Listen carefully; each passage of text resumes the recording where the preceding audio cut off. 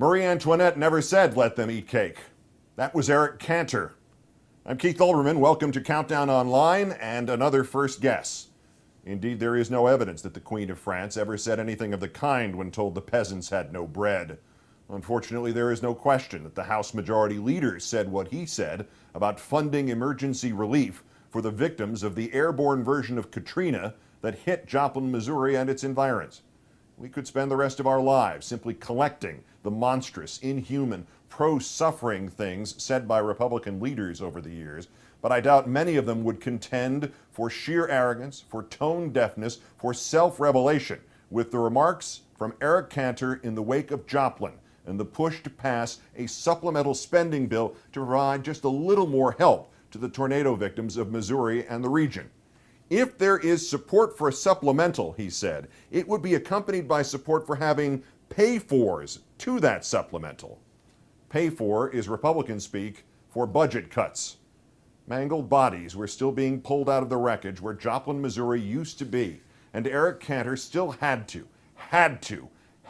turn it into a political stunt for his phony budget-cutting meme.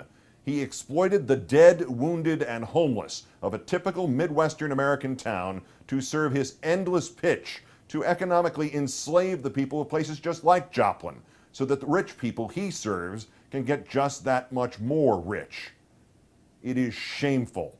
It is not even the argument about cutting funds elsewhere. Surely the money could be cut from, say, the Pentagon budget, or from funds due to be spent in the 7th District of Virginia, represented by one Eric Cantor.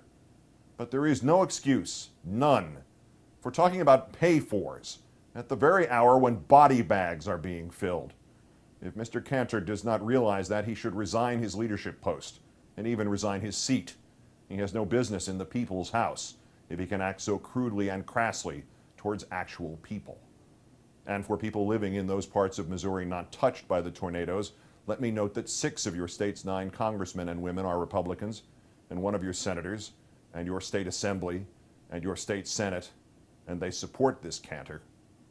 To anybody from Joplin, I'm sorry you had to hear any of this from Cantor or from me. I apologize. We can discuss it much later once things have improved enough that politics matter again to you.